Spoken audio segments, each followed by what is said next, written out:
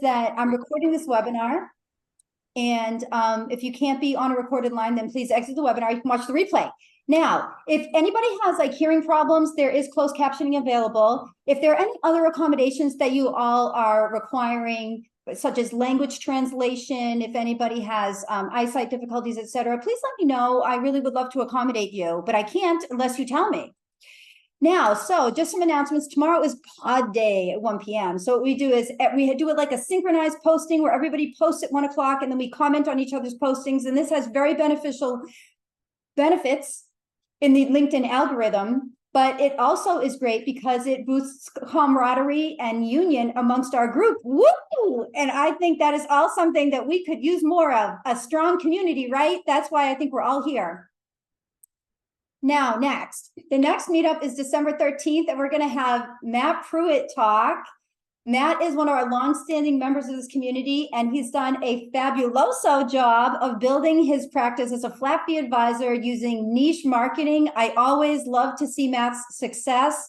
He's up to some great things. So if y'all want to attend that webinar, please just go ahead and register for it. I will put the link right here into the chat, and there you go. Please go ahead and just click the link so that you'll be all hooked up for December 13th. Now, also just wanted to say a few words about Immersion 2024. As you know, we are having the first ever flat fee advisor, advice only, hourly. I hate the word conference, so I'll just use the word live event. Now, a lot of you have registered for it, but if you have not registered for it, here is what I think. I'm also going to put the link about the immersion into the comments, the chat. Here's why I think immersion would be useful to me if I were a flat fee advisor or advice or hourly. It's that I think that there is an intangible benefit to just being there. And just being really in the environment with, hold on, can I spotlight myself while I talk? I think that would be great if I could just be in the spotlight. Not that I'm trying to be a narcissist. Anyways, what I'm saying is that there is a benefit to the energy and the interactions that happen in an in-person type of a setting. And while I wouldn't downplay virtual, I think that there is a certain bond that is formed when you are spending some time with people that are doing things similar to you, and and I've done this intentionally. I've pre-grouped people into subgroups based upon their specialty. So flat fee advisors, there's like 3 subgroups of like 4 to 5 flat fee advisors. There's 2 advice only groups. If I get enough hourly, I'll section y'all off into an hourly group. And I just think that given that y'all are some of the first people in the entire industry doing this kind of stuff, that you are probably the best people to talk to. And it's not just a 1-minute conversation. And it's not just an email exchange. And that would be the real, I think, core value of this. Now, we've got a very kind of a different way that we've structured the event. We aren't having thought leaders. It's going to definitely be no BS, but I mean, if you're here, you kind of know that that's like the whole way that this whole thing is, because that's how I am for the most part. I mean, I guess that's how I am. People say that, right? Not a lot of fluff, not like, hey, let's all take pictures and post them to social media and try to like rah-rah, like act like we're the coolest kids around. It's not a cool kids thing. It's more like, how the objective that I'm looking to do here is I'm looking to change the world, and I'm looking to do it through creating the best class of financial advisors and planners that this industry has ever seen. I know that the regulators are not cooperative. I know that there's an awful lot that we're competing against and that we are the minority. But I also know that doing things right and doing things better than they've ever been done before is bound to catch on at some point, and that's why I'm here. I think that's why a lot of you are here. So if you can find a way to get to immersion, I know there's all kinds of difficulties. Someone was telling me like, oh, like it's hard to get them from California, or like, you know, maybe you got like, I mean, everyone, you know, it's like tons of people have kids, right? Like I myself, I have 4 kids. I don't know what I'm going to do with them. I might have to like stuff them in my suitcases, okay, and take them with me. But I just think that if you can find a way to get there, I'd really appreciate it if you can do that. Okay, so now having said that, I'm going to move on to Quinn Arnold. Hello, Quinn. How are you? Good. Hello, everyone. And so Quinn wanted to just speak to us today about financial planning and how to make it more scalable. But I know there's like a gazillion different nuances there. So I'm going to stop talking and let you take the stage, bro. Thank you. Thank you. Yeah, I was a little intimidated for Sarah to ask me to do this because I do not want you to get the impression that we somehow have this figured out and we are a mega RIA that has hundreds of employees that is super profitable. And we are really not on that path, but we are trying to do the best that we can to make this a good career for people while being flat fee and advice only. So I had received from via Sarah some questions that you sent, which were really good. I'm going to focus on those. I'll give you a little bit of background on the firm so that you at least know what the place is that I'm talking from, and then we'll jump into the questions. We've been an RIA fee only since 2001. I purchased the practice from the founding couple who started the firm. They had built up a very respectable AUM business, or a percentage of assets business, let's call it that. I started my own RIA in 2016 with XYPN. I was advice only at that time. We didn't really call it that. We just called ourselves financial planning. And so I've had some kind of offering, not very successful since 2016. We have now scaled up the advice only piece. We still offer investment management to actually about the majority of our clients. So about 2/3 to 70% of our clients have investment management. That is on a flat fee. So that's new for us this year. We have transitioned all those clients off of a percentage of assets to a standard fee model. But that's not the focus of my talk today. We can talk about that another day, or if I see you at immersion, I'd love to have a conversation about how you do that transition off of AUM percentage of assets. I wanted to talk about advice only. So clients or prospects, when they come in, they are told that they can work with us in one of two ways. If they would like investment management, we will offer that as part of a comprehensive financial planning and investment management package. That has a fairly steep price tag as far as these things go. So we charge $12,500 for a couple, $11,000 for an individual. So not a ton of people take us up on that, although people with larger balances are very interested in that now because it's flat fee. And so we don't have to talk about why that's with this group, why that's desirable. On the advice only side, though, we tell them we've worked for years with clients, some clients who have actually been in kind of ongoing mode, and I'll talk about what that means too. Since 2017, we have a few of those clients that have been with us that long, who we don't manage their investments. In many cases, they don't really have much for investments. They might be young. They might even be retirees who just want to handle things on their own, and they wanted financial planning services from us. So I want to talk about how to scale that up. To give you some basic numbers, we have 6 people here, 5 advisors, and 1 support person. She handles a lot of our Schwab stuff. So custody at Schwab for those people that we're handling their accounts for. So the 5 advisors, of which I'm one of them, we'll talk about our roles and how we see that for scaling.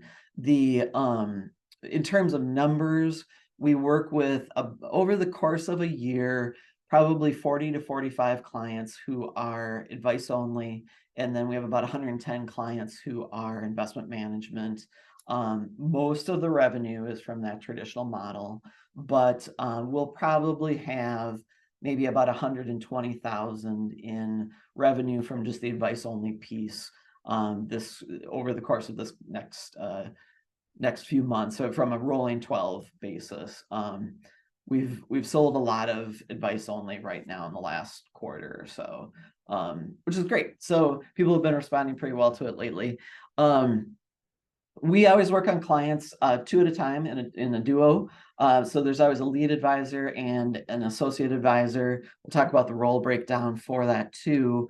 But I might just jump into some of the questions, and I'll read these. If you feel like you want me to put them, I can put them up on screen. That might. Quinn, that's okay. Hold on one second, okay? Sure. Before you jump into those questions, thank you so much. Before Quinn addresses the pre-entered questions here, I want to pause, and I want to ask if anybody has questions about anything he just said. Let's just pause for a few minutes, okay, Quinn? Yeah. I'll ask Quinn if I can. Just you got investment management clients, you've got advice only clients. I'm just kind of curious, how much of a difference is there between what you're doing from them and the service that you provide to them? Is it just as simple as the difference is who's pulling the trigger and actually placing the trades, you versus them? You're giving them the recommendations, they place it, or are there other significant differences? Yeah, good question. So I guess I would say it depends on the client. So we think of 3 types of clients. There's a kind of dual income professional couple who are usually younger, and they don't have a ton of investment management activities. So most of the time is spent on financial planning activities. Then our second type would be pre-retirees, those people getting ready for retirement, and they need to learn everything about management of their money, plus everything else, Medicare, Social Security, all that good stuff. And then we talk about ongoing retirees, so people who are sort of into retirement. They don't need to do rollovers, they don't need to do Medicare choice necessarily if they're of that age. A lot of those things have worked themselves out. So we do think of a different service delivery model for each of 3 of those. And we just recently this fall went through kind of an hours time study where I asked each of the advisors, and I did this myself, keep track of some amount of time and think for these 3 different types of clients, and put together a menu of services. So it was just in a spreadsheet, and they estimated for an average client, just knowing that people are, all kind of idiosyncratic, what would be the hours put in. And it is easier for those younger clients with not a lot of investments to deal with. There is significantly less hours put in for them. So now they can still have some complicated things. So if they have, like exec comp or other things, there's certainly stuff that gets fairly complicated. But from our type of client, in those 3 buckets, we saw less hours. So it's not just like doing the trades. I think it's also a matter of, hey, there's, when you're talking with a pre-retiree, we're talking about Roth conversions. And so there's like investment management related to that if you're actually executing the conversions. But if you're just talking about it at a conceptual level with somebody who's going to manage their own investments, depending on their level of skill, they might like get it right away. And they're like, oh, I could do that in my Vanguard account. I know how to do that. So does that help, Mike? I don't know if that was answering your question exactly. Yeah, so I mean, certainly you've got a range of tiers of sort of client segments from the perspective of their stage in life, and I get that. But like just take for example your typical retiree client, just using that as an example. So like you said, a lot of the things are sort of settled. They're already on Social Security, that kind of thing, perhaps. But now maybe we need to figure out a cash flow and how much a distribution plan, selling assets. If you're doing the trading, you guys do it, or you're just telling them, hey, here's what we recommend you sell at this point. But realistically, it's the same advice. Would that be fair to say? Yeah, that is fair to say. We have we have kind of like our own spreadsheet if we've been working with a retiree to say, here's the trades to execute. If they have something that they prefer we use, we'll probably adopt that. But like so have a client for several years, we've done this. He's got a brokerage account and a traditional IRA, and we just and he looks to us to like say, what should the investments be? And we are very boring investment people. So it's just, kind of standard mix of ETFs, low cost in his Vanguard account. And so here's the, if he says like, we're buying a car or we're helping my mom out, that kind of thing. And I need this money, we'll just review it with him and say, here's the trades we think you should do. If there's, so what was it? The CARES Act in 2020, you were trying to keep income to a certain level. So we said you need to draw heavier on the brokerage account right now for these distributions. So, basic advice like that we would have done if we were managing it directly with the tax implication, but said, okay, we're just going to adjust your spreadsheet a little bit. Take this. And he's like, oh, okay, I get it. And so then he went and dealt with it. Anybody else has questions? I have a question. So Quinn, I just want to understand the revenue. Can you confirm that you're talking about the firm when you say 40 to 45 advice only clients and 120 in revenue? That's not per advisor? Oh, right, is- correct. So that's at the firm level. And then the investment management, or we call them wealth management clients, those 110, that's about 850,000 in revenue. Yep. Got it. So Quinn, you said that you had gained a lot of advice only clients over the last few months. Is there a reason for that? Yeah, good question. I don't know, Sarah. So,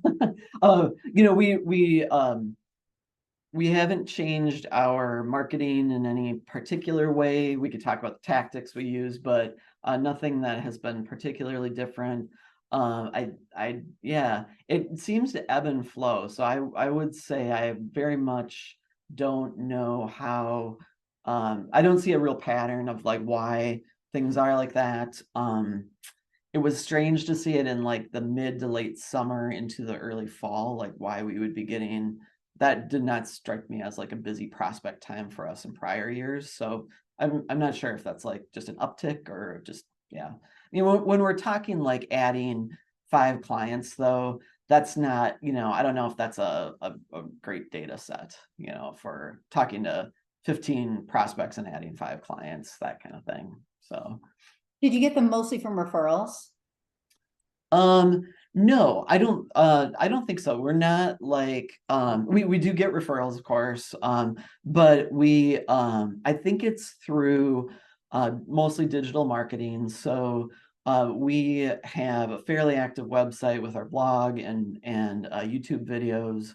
And then, and I'm now an influencer. So YouTube has now declared that we can get revenue from our YouTube channel. So I'm officially an influencer. I'm very proud. But anyway, so we get some of that. We have a good newsletter, monthly newsletter that goes out to about 1,100 contacts. Get a pretty good open rate on that. And we do some Google advertising. So we do fee only advertising and then Google ads. Yeah. Yeah. Okay. When I have a quick question for you.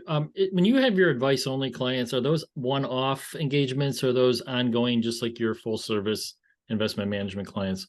Yeah, good question. So this has changed a little bit over the last 6-7 years. I used to think, okay, well, they should all be ongoing. We should just do that. I did not like the idea of like doing a ton of work with people and then they're gone in 3 months or something like that. I thought, people need support over time. I still totally believe that. So what we have said to people is we want to work with them for about the course of a year. We bill them monthly over the course of a year. If we finish early with them, we still bill them for the full flat fee that we've quoted. That means usually for most people, it's 4 to 6 meetings, just really dependent on like how long, if they need to be real tight on an hour because they're doing this at lunch or something like that, we are accommodating for that. Then we tell them, you do not need to make this decision now, but after we've worked with you for a year, if you'd like to continue on, we'll quote you a new fee. It'll be a lower fee. I don't know if it's going to be half or something like that, but we just recognize the first year is more work. So we have, I think, about 20 ongoing advice only clients right now. So people who have been with us for more than a year. I think it's a real thing. People do want that, but we're also sensitive that, like, a lot of people just want to get their house in order. The reason we don't do this over like a really short time frame is we had just told people, like, in our experience, you're not going to get all of your things accomplished. And and that means, like, maybe doing a rollover on your own, or getting your state documents in order, or finding a new accountant and working through the new tax year, stuff like that. It just takes time to go through that stuff. So we tell people, like, we're not just like a project shop where we do a real real intense plan. I also think people process stuff better if it's meted out to them over a longer period of time. So that modular approach, I think, is helpful for clients when they need that kind of stuff. All right, Quinn. Quinn, so One more quick question for the ongoing advice only. Do you personally actually find that less work or more work than managing investments for a light client? Yeah, good question. So this has also evolved, and I'm just going to share, what are the things we've found successful. I don't say this is true for everybody. We used to think, like, okay, when we start out, people do want to meet sometimes more than 6 times over the course of a year, and we were very accommodating to that. We now tell people, like, when you're in an ongoing advice only situation, you are welcome to contact us at any time, set up a Zoom meeting, any of that kind of stuff, but we would expect to see you twice a year, and set that expectation. It puts them into the schedule that we use with the investment management clients, where we are tackling things like, so this fall, it's estate doc and beneficiary review. So that's our topic with all clients to do. And so it gets those advice only people into that same schedule. And then I'm not having to think about, hey, for Sarah and her husband are coming in. And so, gosh, have we talked about estate documents lately? I don't remember. And having to look back or have some kind of an alternate system of tracking progress on stuff. So I think it is less work than the initial year. Yes, if that answers your question, Matt, because we're trying to systematize that so that we're addressing things in a kind of schedule. I had a question, Quinn, and maybe it's more of a statement or question for the group here, but about the language you're using. Like, I think of advice only as something that describes my firm, and the way you're using it describes sort of a subset of clients, which I haven't heard anyone use it that way before. So I'm curious, how you thought about using that language, and maybe general question, whether it's Sarah, the group, like, are we okay with that language to describe part of the firm and not the whole firm? So I'll just answer and then open it up. I would not use that terminology with a prospect. I don't think they understand that. So what we talk about are the financial planning activities that we're going to do with them, which includes all of the things that they've typically asked for, like tax review, insurance review, all of those CFP framework kind of things. So we try not to use these kinds of like terminology things. It's the same way that although we are fee only, we don't anymore talk with prospects that, like, we are a fee only advisor, or why that is the lead thing. We mention that to clients, but that's not our lead to them. So so we call them financial planning versus wealth management clients. The wealth management piece is the investment management piece on top of it. So that's how we've thought of it. So I'll be quiet. Yeah, no, thank you. So you're using advice only more within these virtual walls here, not necessarily in marketing. Thank you. Yeah, and if so I know people feel very varying degrees of why they do advice only. If it's for the sake of just helping a subset of clients, that's why we do it. I know there are people that feel more philosophically that that's the appropriate way to work with clients. I don't feel that way. I feel like some clients need investment management. And so so we do it because there are clients that just want that offering.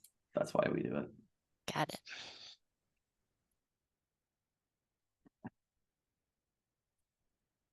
If no further questions, I'm going to move on to the pre-entered webinar questions. That's good. Okay. All right. Should I put them up on screen? Is that okay? Yeah, sure. Okay. All right. Okay.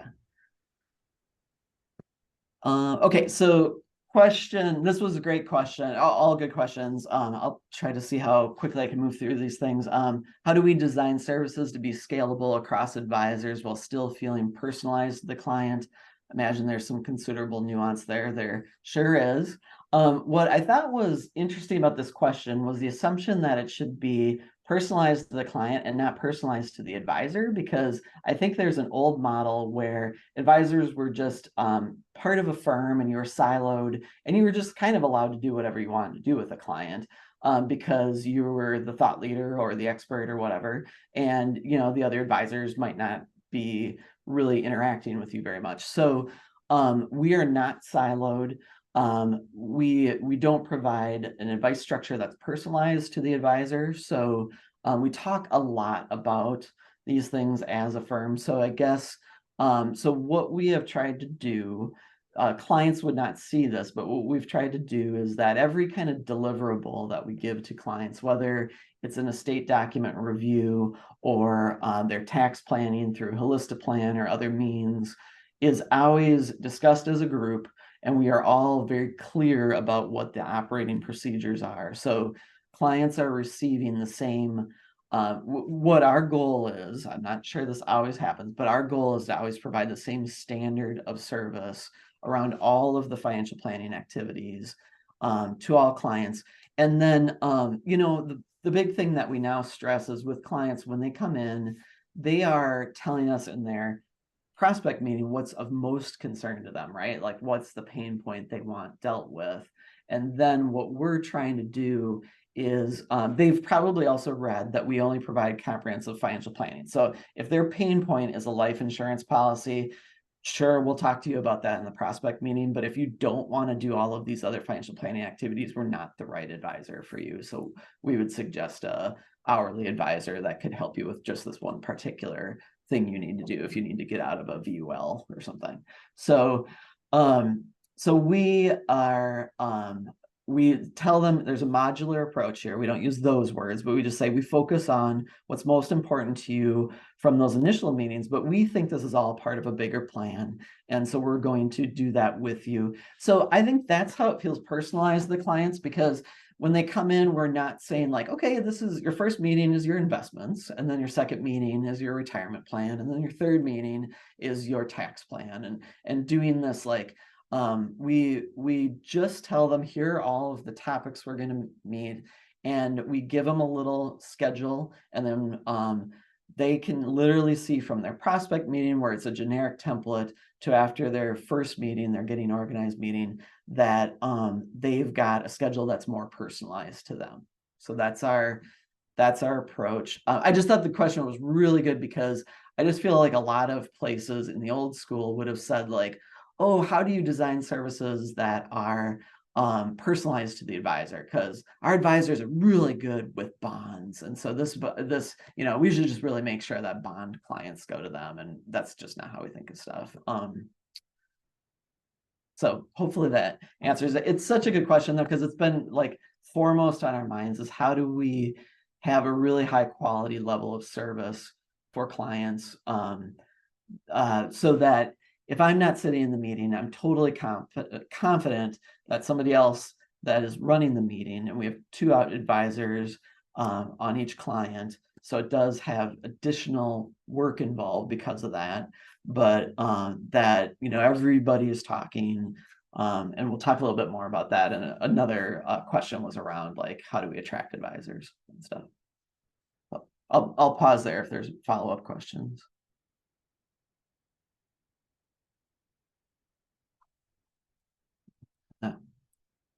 Let's see. Second one. This is really good about attracting new advisors, their career path. Where do we recruit advisors from? Are they early in their career? It is all, again, the end count on this is quite small. So please take this with a grain of salt. We're not talking 50 people that work here or anything like that. But what we've talked about is there's an associate planner who I don't like the word junior planner, but just in the sense of like has a specific set of duties that is a different level of responsibility than the lead planner. So the associate planners are typically taking all the notes, doing the follow-up email to clients, or addressing, if possible, questions that come in to both advisors from the client, if it's on the phone or via email. So usually that associate planner is definitely on the front line. The client knows them. They are not there's nothing wrong with this model, but they're not a paraplanner sitting in a back room that the client doesn't really get to know. So the client gets to know the associate planner. The lead planner tends to have the responsibility to make sure the client's happy, that we're handling everything, handles the difficult conversations. So there's a lot of coordination here between the two. We don't have specific pairs. So there's 2 lead planners here and then 3 associate. And I work with all 3 associates. And I also actually work with the other lead planner on a couple of clients that we've been together on for quite some time, and we wouldn't want the client to have to change at this point. So it also lets us develop those associate planners by kind of strategically getting them in as lead planners. So 2 of those associate planners have lead planner responsibilities on a couple of clients, and they're developing that. And the other person sitting in is me or the other lead planner to help out with stuff and be there as a development way. So you don't have to be out on your own. You don't have to do like I did, which was to like totally screw everything up with a client because I did not have anybody to work with or didn't know what I was doing. We are definitely career changers. We have one person who we rescued from the annuity insurance world, but otherwise we're career changers from other types of careers. That's me. That was the founders of the firm. So we're very proud of that. I think you can develop a lot of really good skills in other careers that are super applicable with working with clients. The people that we've sought out are mid-career. We had somebody that we tried to hire straight out of a financial planning college program, an undergrad program, a little while back. Did not work out well. It was not a good fit for kind of who we think we need, like a level of maturity and also like a level of client service skills that this particular college student just didn't end up having. And so I think mid-career is a really great way to do it. I just think it's such a great career for people if they want to do real financial planning. So I don't have any problem like talking with somebody who's interested in doing that. We do base comp, and then we don't do individual bonuses that are based on like individual goals. I came from a world where that was used, I think, in a very like poor way to I won't go so far as to say legally discriminate, but could be really to say like, oh, these star people should get lots of money and these people that are just not cutting it and I don't like them for some particular reason get smaller bonuses. So I do not like that attitude. And so what we do is, because we're a small firm, it's just 6 people, we split a portion of the net profit and that's we're coming up on that. We'll do that in December. So and just split that some cash, half cash, and then half as 401k contributions. So the other way that I would try to recruit, so what we did just in terms of the most recent hire, Chad, who's from last fall. So he's been here a little over a year, found us via LinkedIn. I just posted a fairly simple ad for people that were interested in getting into the profession, and he found us from one of the firms here in town, in an aerospace firm that he was in IT with. And so total career changer, but super interested in this as a profession. And so what we talk about here for why somebody would like our firm, you get to work with everybody. So you're not, if I have some reason that, I'm not the greatest person to work with, and I'm sure there are a couple of those very clear reasons, there's other people here that you're not going to have to work with me all day long on clients. And so you get a lot of, I think there's a lot of nice interaction that happens because of that. We're also working on developing people in a little bit of an alternate way. So we're now large enough where we've talked about the 5 financial planners would do this as what we call an annual financial planning seminar project. And so it's intended to be an independent research project that you have to spend work time on. You're happy to have you do extracurricular time, but we all have families, and it's, there's only so much time available. So we're making time available when we're not in our busy meeting seasons to do new kinds of research that the primary goal is to be able to explain something to a client that we've never been able to explain before. The secondary goal would be to publish to a journal or to someplace like Advisor Perspectives, someplace that people read. Can you give me an example of what that would be? Yeah, so I could tell you about my project, and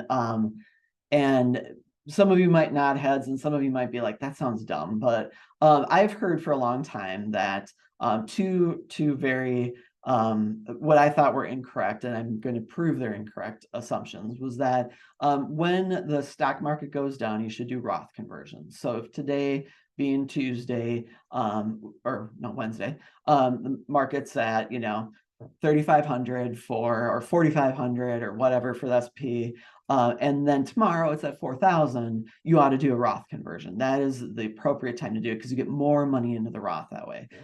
I think that's totally incorrect. I'm going to prove that it's incorrect. The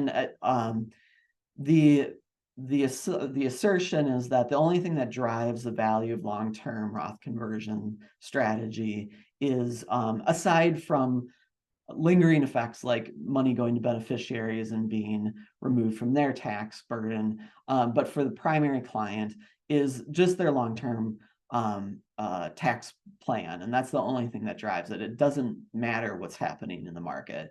And so I've literally seen things written in the press that, oh, the market's down, this is a great time to do Roth conversions. And I would like to put that stupidity to bed forever. But it requires a little bit of math.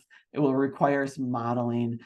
There's a Kits's post that's pretty good, but it doesn't exactly address this. And then it actually makes what Matt and I, the other lead planner who's reviewing this work with me, makes a kind of important error in that. So more to come on that, Okay. but that's okay. Hold on, Quinn. Is anybody else here doing anything like this? Like, is anybody else actually doing research to try to innovate the field? To try to challenge assumptions using, I would assume it's data from your own client base, Quinn. Mm-hmm. Yeah, using actual client case studies. Is anyone else doing anything like that? Have you ever? We are not. I think it's super cool. Right. so another couple. And you're paying people, you said, like, you're not just saying, hey, do this in your spare time, like when because no one would do it, right? Okay, so. Right. Yeah, so I came from a consulting background. I wasn't Right. an actuary, but I worked with a ton of actuaries, and the actuaries, because they're a real profession, unlike sometimes financial advising, they were expected to, if you were going to advance to be like a principal actuary at a firm, you needed to publish as part of the journal system. And so I didn't have to go through that because I wasn't trained that way, but I see like what that drives, and it drives just really good things for the firms that do it. So I'm excited that we're getting large enough where we can do that and be able to make that commitment as a team. I mean, what has been the impact on your team? For those of you that have teams, how many people here have a team under them? One? Okay, who else? Anybody else? Can you just talk? Because I can't see everybody at the same time. Is everybody here a solo? basically? Okay. When you expand, if you expand, I think that this is great. And I mean, even if you're a solo, You could do it. Yeah. you still Yeah. could do it, right? Yeah, so part of the components of this, we had to do a little bit of an internal sales job. This is just less than 1 year old. So we have not made it through a whole cycle of having people do this. It's not going to be like on the calendar or anything because we're trying to work around client meeting schedules. This fall, I've not been able to make a ton of progress because my days are busy with client meetings. But so I had to do a little bit of a sales project because some people were like, "Oh, I didn't realize I was back in college and I have to do some kind of writing or a research project." And what we're stressing is this doesn't have to be. If you really like writing, we'll do writing. If you like doing some other kind of venue for this, if it's like a webinar where you're presenting things not fully in a big long written form, great, we'll do that. It's about improving our knowledge. So one of the other planners, And it's about improving your critical thinking skills. that's true too. Yeah. Okay. Yeah. So, I mean, has this made people better advisors? Good question. I think so. I mean, more to come, I guess. We'll know more as time goes by and we get more of these projects under our belt. Has it changed at all the attitude or the environment of the company? Oh, I think so. Yeah. So, we talked about you need to keep your ears open for ways to make questions things that better. don't. Go ahead, sir. Sorry. For ways to make things better. Yeah, and for questions that don't get answered always, that are like, or where we use like default thinking for something that's maybe a more complicated thing in reality. So like an example would be one of the other projects one of the planners is working on is the Inflation Reduction Act had a whole bunch of energy efficiency and solar panels, heat pumps, all these kinds of things. It is a mess. So as major new legislation, tons of money going into it, very confusing. If you've looked at any of this stuff, it's like certain cars it applies to, certain used cars it applies to, certain, all of these different programs. It pumps money into so many different programs. And one of our advisors is trying to make some sense of that. One of our default ways of thinking about this would be, I don't know, why don't you talk to your contractor who's putting in your furnace or something like that? Why don't you see what they can tell you? Because who possibly would say that like necessarily your financial advisor is going to have a ton of information on this? It's tax planning loosely, right? Because you get tax credits and you get other things like that. So it's loosely that, but our default mode of thinking might be like, gosh, it's a big mess. It's outside our zone of comfort. We're not gonna deal with that. But we took some of that so that wasn't my project, but I took some of the materials he put together to talk to a client 2 weeks ago about. They just were putting in a heat pump system, live in Minnesota, not the state I'm located in, but we could look at what their like state energy agency is that's running some of this to find out. They have two options. They can do a tax credit this year. They can wait for this rebate program to be set up. So lots of good specifics, but it's like thousands of dollars for them. So that's a pretty cool thing, and would have been outside of our area of like comfort and expertise if we hadn't thought like we need some expertise. Right. I mean, a lot of you on this call are great marketers. I've seen a lot of your stuff. But I do often hear from financial advisors who just have nothing to say, that just will come to me and say, because I'm a ghostwriter, they'll say, can you go look at these 6 blogs that my competition wrote and paraphrase what they said? I mean, this is what is happening out there. Okay. And so I just would encourage you, if you're not having great marketing, just maybe talk to Quinn or look at what Quinn is doing, because it's the idea, because Quinn is a successful online marketer. And I don't think that's a mistake. I think what he's saying here in terms of his thought leadership or trying to be a thought leader and having like an intellectual and analytical component to what he's doing in his practice, I think it does elevate the level of professionalism. And I think that's why he's able to successfully market to people who don't know him, rather than just having to be word of mouth or referral. Okay, so this is important to think about, is how much time are we dedicating to being analytical and reflective? Are we making time for that? Because it does improve, it probably improves his practice management, it probably has improved his marketing, okay, all that. So Quinn, we are like coming to the end here. So there was a question on exit strategy, and then there was one on having clients that are willing to pay for financial planning. I actually have heard more the question of how do you make the client see the value of the financial planning? I think this is something that everybody grapples with that is selling planning only. Well, not everybody, but I've heard this from a lot of people. So Quinn, do you think you could just talk about that for a minute? Yep. Yeah. So this is a really good question around your marketing efforts. And so we do face this today. There are clients that are like, it's not so much, we used to hear a lot more about like, well, why are you charging for that? My advisor at Edward Jones doesn't charge for that. And we're always like, well, you don't get any of this from Edward Jones, but nevertheless, so we don't hear that quite as much. I mean, that still pops up, but we do hear people just say like, that's too expensive. If we're suggesting, $3,600 or $4,800 for a year of planning together, that I don't see the value in that. So we've tried different things. I think we've seen some people get turned on by saying like, okay, we can review your taxes with you and suggest a Roth conversion strategy that could be worth tons of money for you over time. So maybe the takeaway for the group, or what I would suggest, is it is a very difficult conversation. I'm sorry, it's a very difficult thing to articulate clearly to prospects. We also try to be very clear that there's like, go to our website, see some of the other things that we've done. We're pretty free with sharing some of our templated deliverables, the ones that are anonymized. And so we are trying to be very upfront, like, here are the different things that you get. So that's been something, I guess, maybe lately that I would suggest is like, use past examples of here's the stuff that we've done, just take people's names off of it. But it is very like, vapory and unknown to put yourself in their shoes. What the heck are we getting for all this money? So if you can at least show them some examples and then talk about how you personalize this for them. So like a savings plan, all the young clients want to know, like, am I saving enough? How do I know where to save?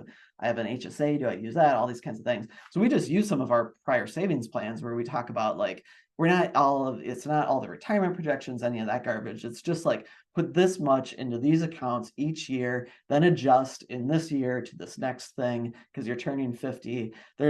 We just get into those and we just say like, would you like something like this? Is this what you had in mind? So I might suggest giving like really good example deliverables from prior clients, just because it is so like, people are like, I don't know what you actually do, kind of thing, for that money. That's a big thing. Has anyone else found ways to successfully do this that you could share with the group?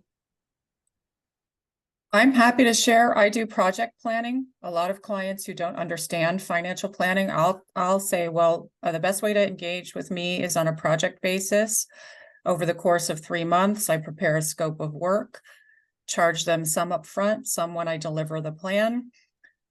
90% of the time, those clients want to continue to engage.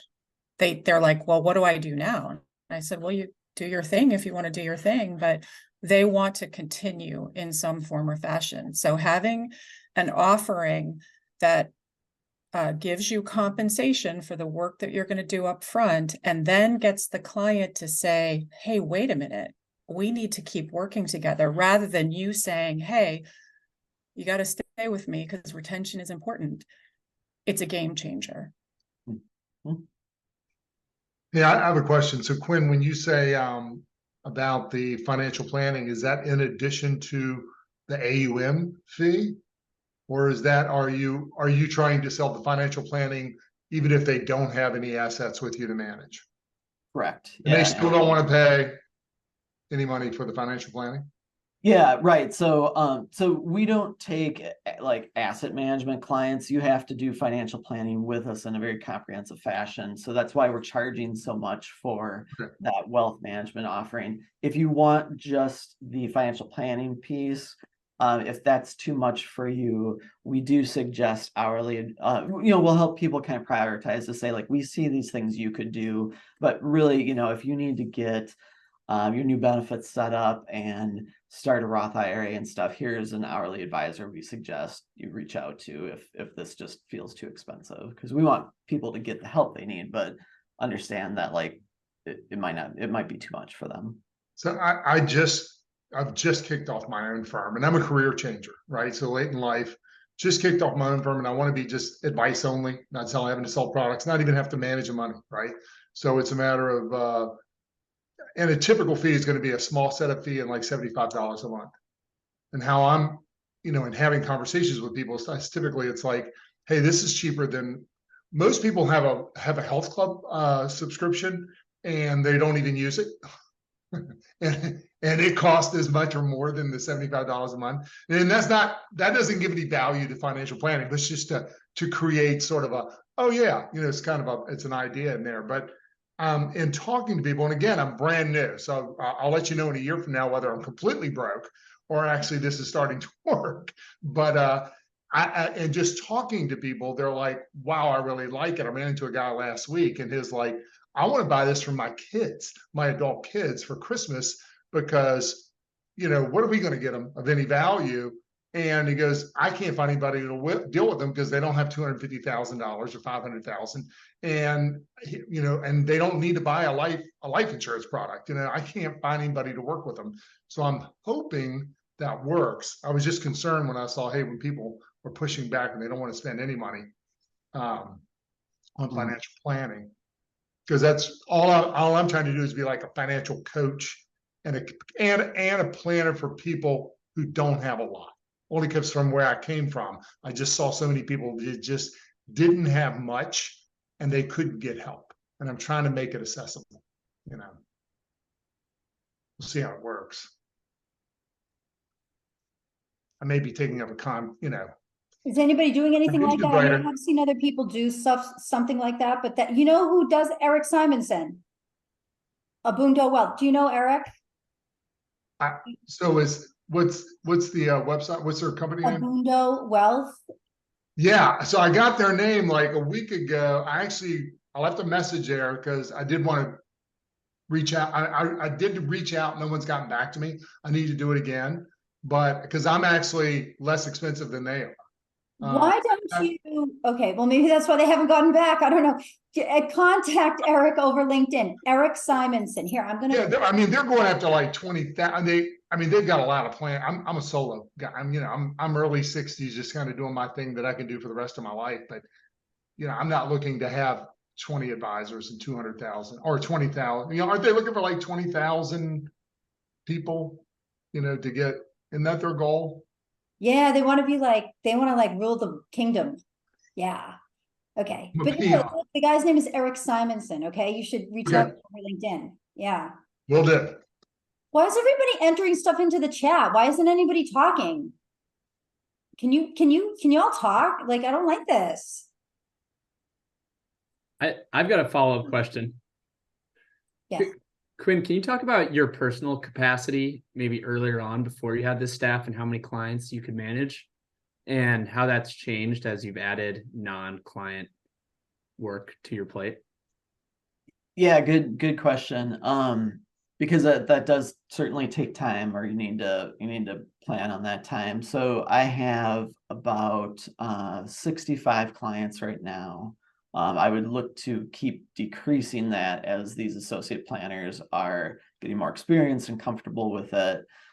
So I don't know that I have a target client load in mind, but I think what I've often thought in the back of my head is I should be spending probably about 40 to 50% of my time on clients and the rest of the time with managing the business. And so we'll have to see how far I can get with that And is concept. 65 the most you've managed, or has that come down from a higher level? No, that's come down. When I first bought the firm and I had our admin support and oh gosh, we had probably 80 clients then, so it has come down. Got it. Thanks. Alan, look in the chat because Bill Hines sent you something, okay? Bill Hines sent a good comment to you, okay? I don't want to go the whole group with it. Okay, group. Now, what else is happening here is I have 4 minutes left. Now, what else do you all want to talk about?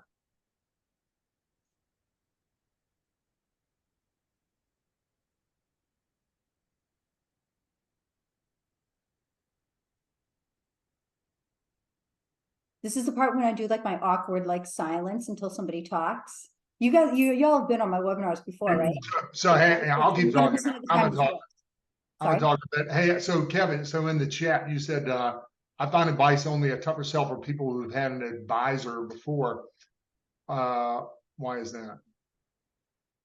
Because they feel like they've gotten the benefit without having to pay for it, even though they don't really necessarily know what real advice is, right? So if they've worked with somebody in the past who just was like, oh yeah, I'll just do this for you, and they didn't even know they're getting charged for it, then they just undervalue that just because they hadn't had to pay for it before. And they also don't see that benefit. I think part of this is just that we need to be able to know what our value is ourselves.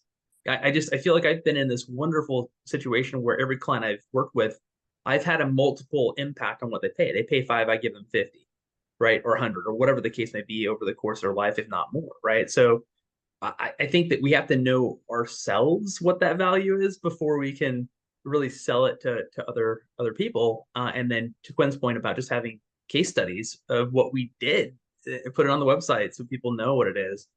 It is tough to sell. It is invisible, but at the same time, it's very, very, very powerful. Yeah, so I'm wondering, what I'm always confounded with, new in the business and in talking to people, is everybody sort of relates financial planning to just somebody's handling my money. Because I and I'm doing prospect calling them. Oh yeah, I'm working with somebody. Now it could be a Northwestern person because they're selling them, products and doing, and mutual funds and stuff. Or they just have somebody at one of the firms who's handling their money. And so the question always comes down, to me, for most people, that's not financial planning. I mean, that's that's deliberate, by the way. Let's not pretend that that's not very deliberate on the part of traditional financial services. The transformational process for a client is advice, counsel, wisdom, planning. That has nothing to do with asset management.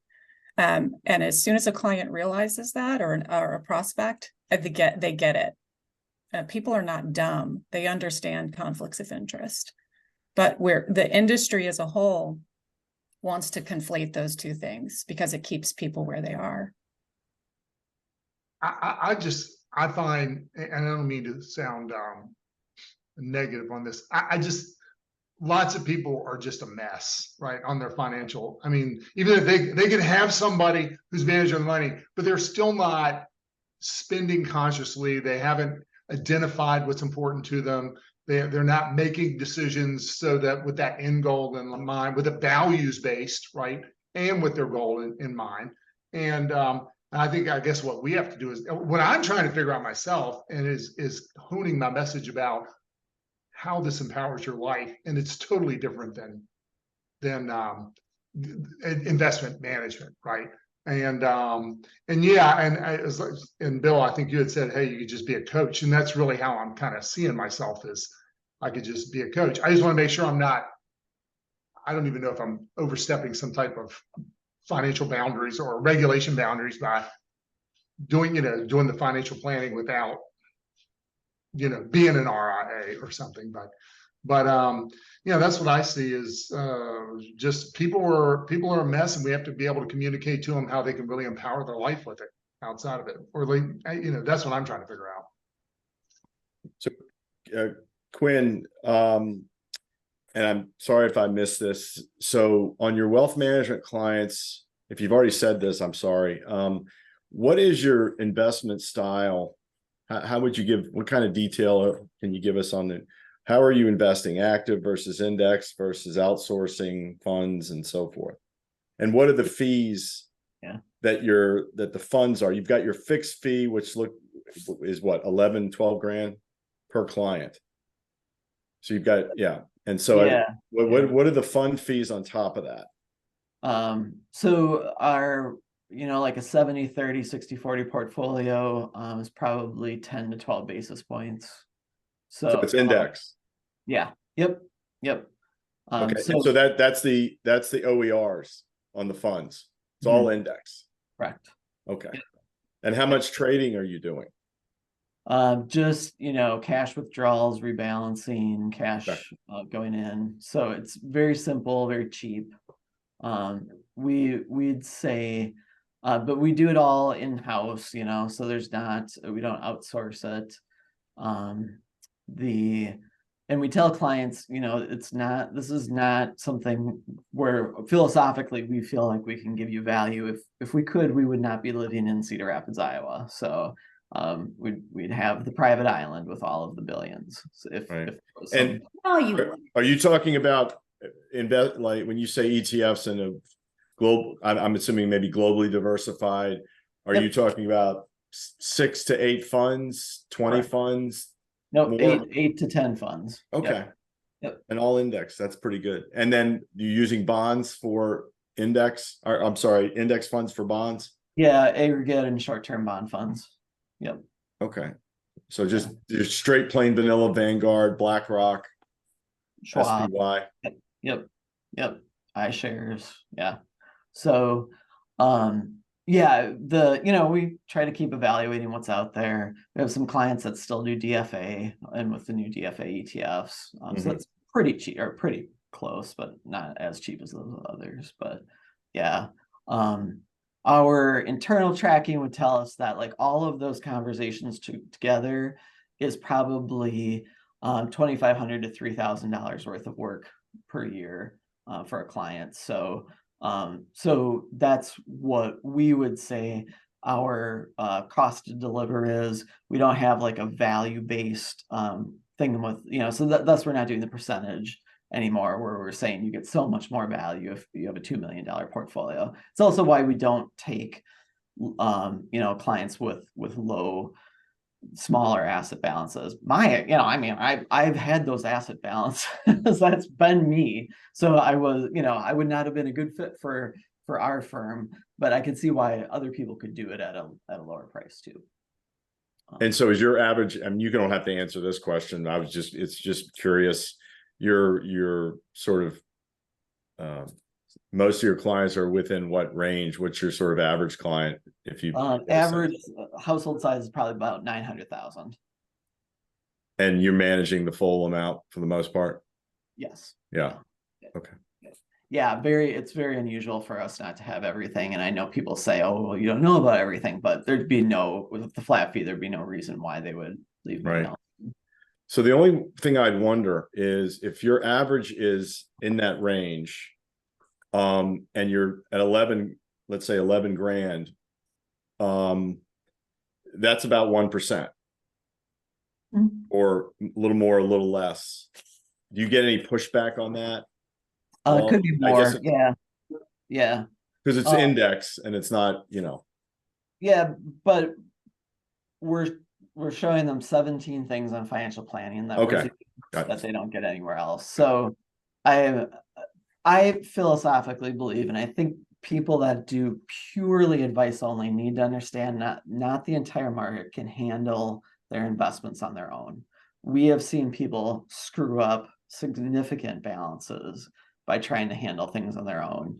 They would have been better with us to just pay on top of their financial planning fee. So I am not opposed to a large number of advisors doing advice only. I think that's why we offer it to clients. But I also think we don't do asset management though either. It would be really foolish for somebody to just come to us and say, I want you to manage our assets and not do any planning whatsoever. Thank you. Yeah. When excuse me. I'm sorry, I do need to get going. run to a client meeting, but I will take email questions. I'd be happy to do this. I'll also I'm be staying here. Everybody. He's running away, but I'm staying here. Okay. If anyone else wants to run away, they can run away, but I'm staying here. But Quinn, thank you so much. Yes, yeah, I'd love to continue conversations. And I want to come to see you in Iowa. That sounds fun, actually. I'm close in St. Louis, so I'll be in St. Louis. So all right. Okay, see you. Okay. Okay, good. There's still people here. Now, what else do we want to talk about?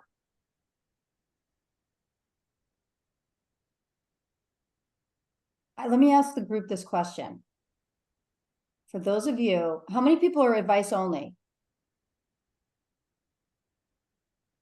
Okay, Ellen, okay. How many people are flat fee? That would be everybody else, okay. Maybe one advice only person and one flat fee person can answer. And whoever gets the best answer I'll like mail you some of my kids' Halloween candy, okay? You know what I have to do? They're so bad. Like and you know, they're good, but they're bad, right?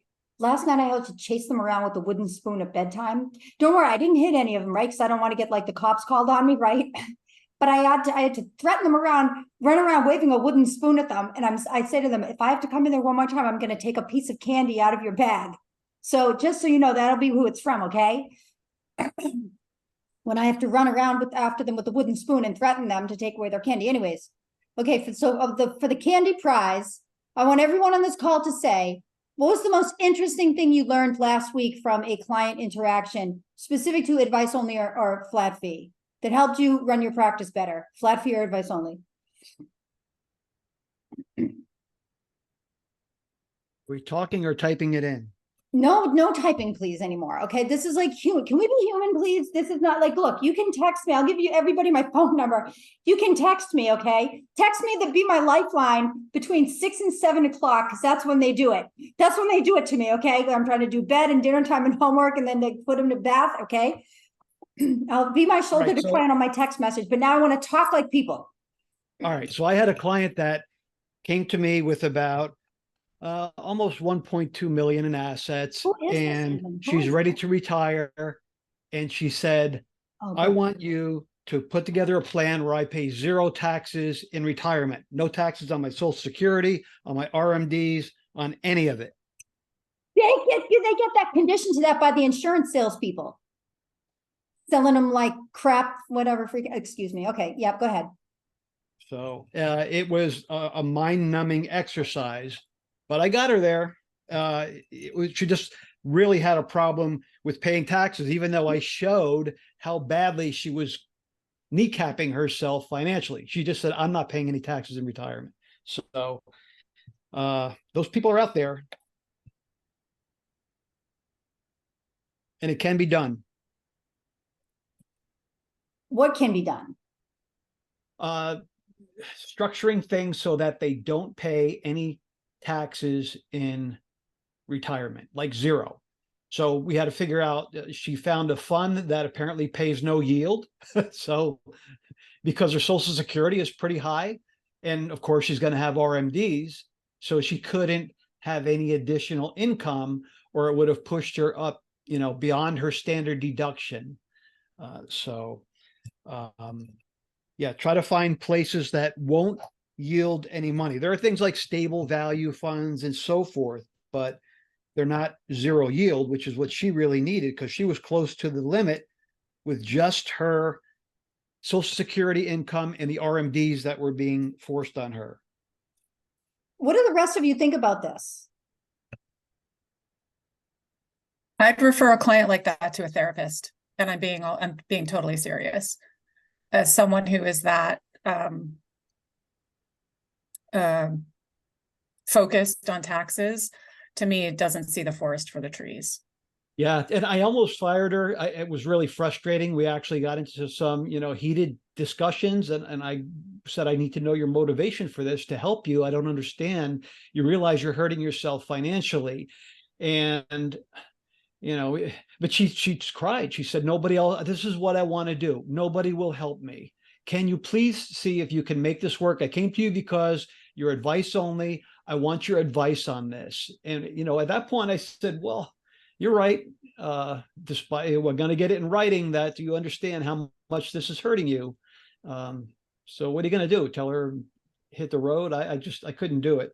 And I learned a lot from it. I really did. So it paid off well for me. She paid my fee. And I learned quite a bit. So Bill, does she have money in a qualified fund? Yeah, she's got, that's the problem, right? She's got these RMDs coming up. She's already almost RMD age. So even with no yield, I mean, so I guess she's able to just take out the bare minimum that doesn't pop her into the tax bracket beyond her deductions. Is that what's going on? Well, the exercise was, so this woman is 68 and still working. So note that I said she didn't want to pay any taxes in retirement. I said, look, these RMDs are not negotiable. You are going to have to take this money out. Unless you want to give it to charity, we can do donor advised funds, QCDs and all that, and that'll get you out of the tax thing, but you're going to be giving your money away to charity, which may be preferable to giving it away to the government, because that seemed like she had that anti-government sentiment. But she said, look, I don't care if I have to pay the taxes now while I'm working. I'm paying the tax anyway, so I'm kind of stuck with that. So we had to structure up enough, and she's 68, so she can do distributions. Well, so I said, all right, well, we can do distributions or Roth conversions now, and we'll just have to find the magic number to make this happen. And it's hard because none of the financial planning software, of course, is geared toward doing this sort of thing. So it became quite the exercise. And, you know, I love a good puzzle. I really do. So that's why I kind of stuck to it. Wow. Wow, Bill. I've got one that might be more positive if you're looking for another example still. Okay, yeah. So I had a client, first meeting, we actually met like really quickly after they signed, because they had open enrollment that had to be done by Friday last week. And so meeting with them, we started talking through some of these different things, and I realized that they were woefully underinsured, right? Which is pretty common for a lot of people, especially younger families, right? And talking through that with them, I just said, oh, let's as a knee jerk, let's just put in an estimate for how much you would need if it was like a retirement.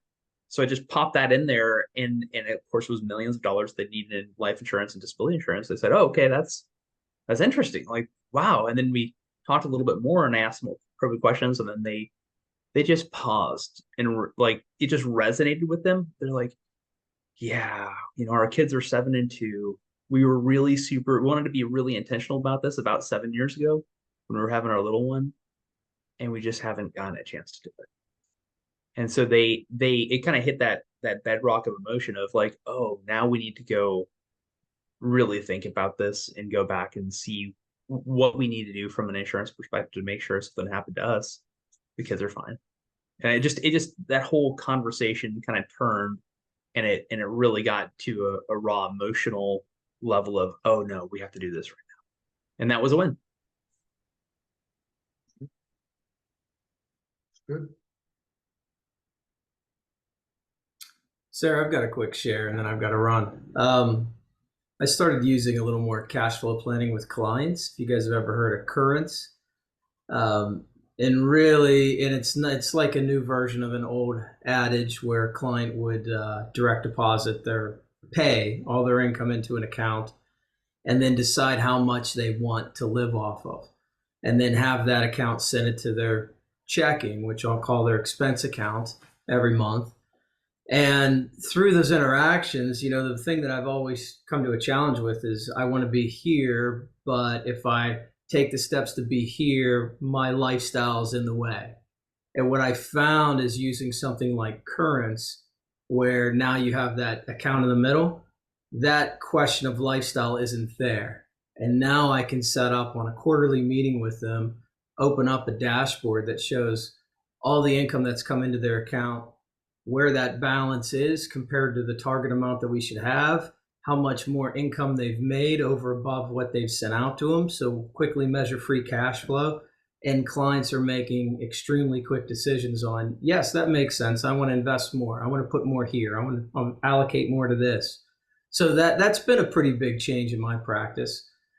just using something called currents. And I guess I should be a gentleman and put it in the chat.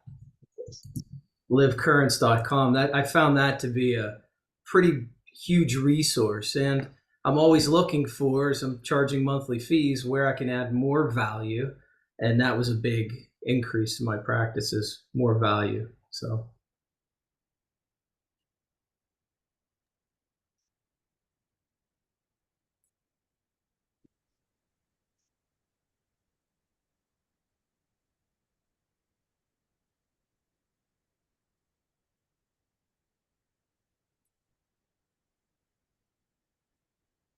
I'm ending this webinar in a minute. But before I do, I just wanted to know, does anybody have any comments on the transparent advisor movement? Sarah, would it be possible for those of us coming to the emergent version just to get a better sense of structure of what it is? Are we going to do like 15-minute presentations, 10-minute presentations? Like, how are we going to do this wonderful knowledge sharing? Is that something we could talk about next time? Yes, but the agenda is on the immersion page. Okay. Did you see it? Yeah, I read, like, read through it. Yeah. Okay, fair enough. So it's basically, there's like 3 or 4, there's 3 or 4 30 to 45 minute presentations, and then there's small group work. There's 1 small group work session a day. It's a 1.5-day conference. On the first day, in the late afternoon, there's a community volunteering event where we're going to go and speak to the employees of the Hilton Hotel where we're holding the conference. And we're going to offer them a presentation about the Hilton 401k plan. Or if there's too many people to actually have all of us participate in that, we're also going to go to a community food shelter and either serve dinner there as a team, or we will stock the shelves and help organize the food pantry. It's going to be a service event. I'm not doing any, like, let's have a rock concert and get drunk and take pictures for social media. None of that. Okay. Does anyone else have any other questions about anything? Okay. Thanks, everybody. Bye. I'll see you next month. Okay. Bye.